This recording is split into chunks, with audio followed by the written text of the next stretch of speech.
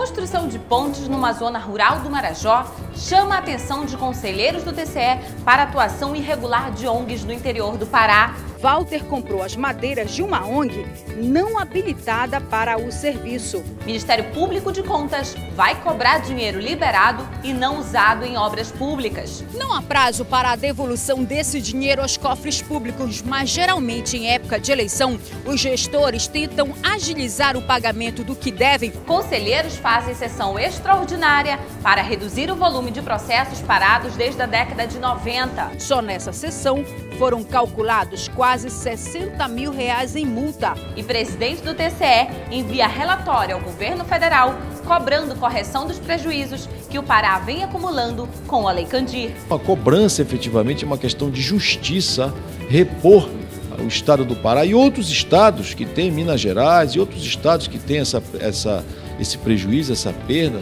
E é uma forma de devolver para a população em obras e serviços. Fique de olho, porque tudo isso é da sua Conta Pará, que está começando agora.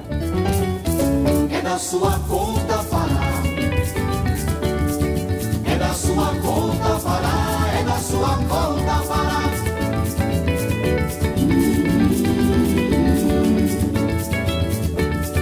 É da sua Conta Pará. Uma lei criada há 16 anos para isentar do tributo do ICMS os produtos e serviços destinados à exportação vem causando prejuízos na arrecadação estadual. São recursos que poderiam, por exemplo, zerar o déficit habitacional no Pará. O prejuízo com a Lei Candir chega a mais de 21 bilhões de reais e a presidência do TCE cobrou do governo federal a devolução desse dinheiro. O Pará ocupa os primeiros lugares na balança comercial do país. Apesar desse ranking, as compensações pelas perdas com a Lei Candir é contrária à importância econômica do Pará. A Lei Candir foi criada em 1996 para isentar do ICMS os produtos e serviços destinados à exportação. As principais pautas são os produtos primários, como o minério de ferro e os semi-elaborados, entre eles o lingote de ferro. Produtos que também são as principais fontes de prejuízo financeiro. Durante todo o tempo de vigência da Lei Candir, o Pará deixou de arrecadar de ICMS mais de 21 bilhões de reais. Na época, o governo federal havia se comprometido a compensar as perdas, mas os cofres do estado só receberam, a título de ressarcimento, 5 bilhões e meio de reais. Logo, as perdas líquidas decorrentes da desoneração das exportações chegam a 14 bilhões de reais. As contas do prejuízo não param por aí. Esses recursos renderiam por ano mais de 1 bilhão aos cofres do estado. Bilhões que o governo poderia investir em obras. Poderiam ser feitos, por exemplo, mais de 60 projetos como o da alça viária. Poderiam ser construídos 2 portos e ainda mais de 600 casas populares, o que iria diminuir o déficit habitacional no Pará. Representantes políticos dos estados que acumulam perdas propõem a reversão da Lei Candir. O presidente do TCE, conselheiro Cipriano Sabino, comprou essa briga e já enviou um relatório ao Tribunal de Contas da União sobre os impactos da lei na receita do Pará. O estado do Pará é um dos estados que mais contribui para a balança comercial brasileira, inclusive com essa exportação, produção mineral, exportação mineral. Acontece que isso tem as vantagens, tem também os prejuízos. E o estado do Pará é um dos estados que tem o maior prejuízo nessa direção. O governo federal já fica com quase 70% dos recursos que os contribuintes pagam de impostos. E é mais uma situação difícil para os estados, principalmente os que têm essa vinculação, essa produção mineral. Então, a pressão, a cobrança, efetivamente, é uma questão de justiça, repor o estado do Pará e outros estados que têm, Minas Gerais e outros estados que têm esse prejuízo, essa perda, e é uma forma de devolver para a população em obras e serviços. Falando em devolução de dinheiro, o Ministério Público de Contas está cobrando das prefeituras a decisão tomada nos processos já julgados nas sessões do TCE, o débito com os cofres públicos. Muito se ouviu falar em improbidade administrativa. Gente do governo fazendo tudo que não pode, prefeitos que recebem dinheiro do Estado e da União e não aplicam no que devem, gestores que não prestam contas do dinheiro público. Essas pessoas não recebem castigo? O povo, de uma maneira geral, pensa que há essa sensação de impunidade, até porque a divulgação das coisas ela é muito incisiva e as pessoas pensam que aquelas pessoas não vão ser punidas, mas são. A questão apenas é a questão de mais tempo, menos tempo.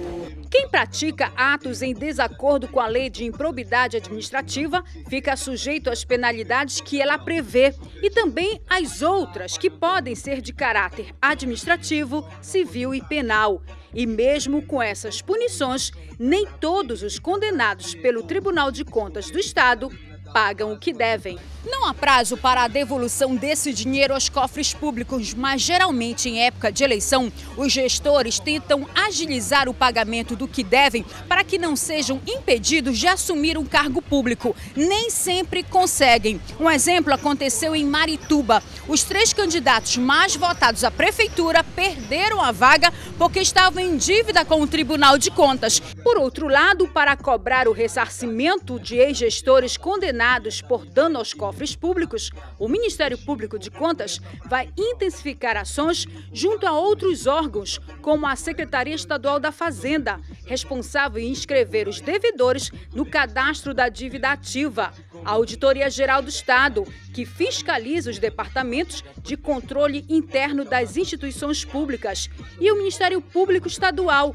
para investigar os indícios de crimes cíveis e penais. Nós fizemos um convênio para que todos nós que estamos envolvidos nessas cobranças façamos com que essas verbas públicas voltem o mais rápido possível para os cofres públicos para garantir e dar condições para que a sociedade possa usufruir de alguns bens e serviços que esse dinheiro vai proporcionar.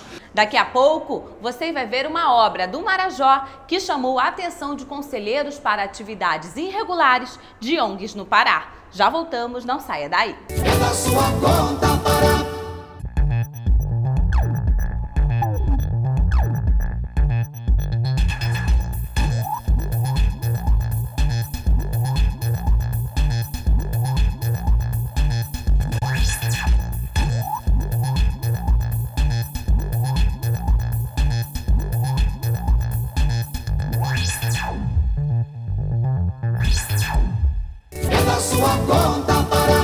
Começaram as sessões extraordinárias no TCE.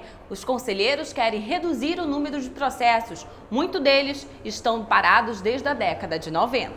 40 processos foram julgados durante a sessão extraordinária. São processos que estavam com o corregedor André Dias e que traziam divergências entre os pareceres técnico e o do relator.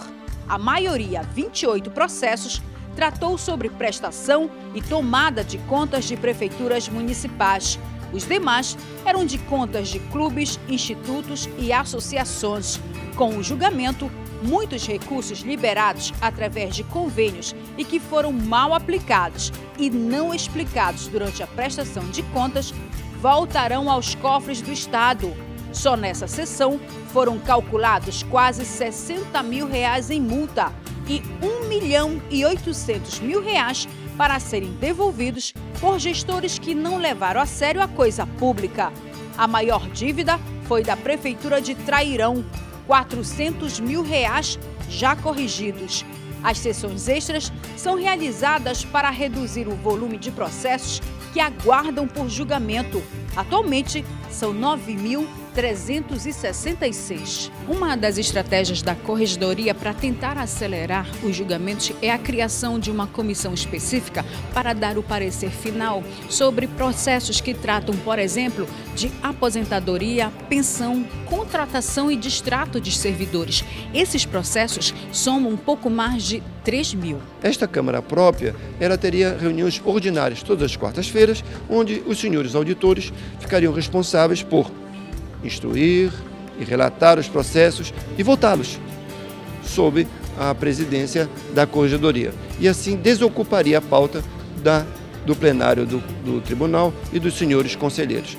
E acredito que 50% do saldo deve ser cumprido este ano e os outros 50% no ano seguinte, fazendo com que o conselheiro Cipriano e esta corregedoria possam, no final dos seus mandatos, apresentar a meta que foi proposta quando da nossa posse.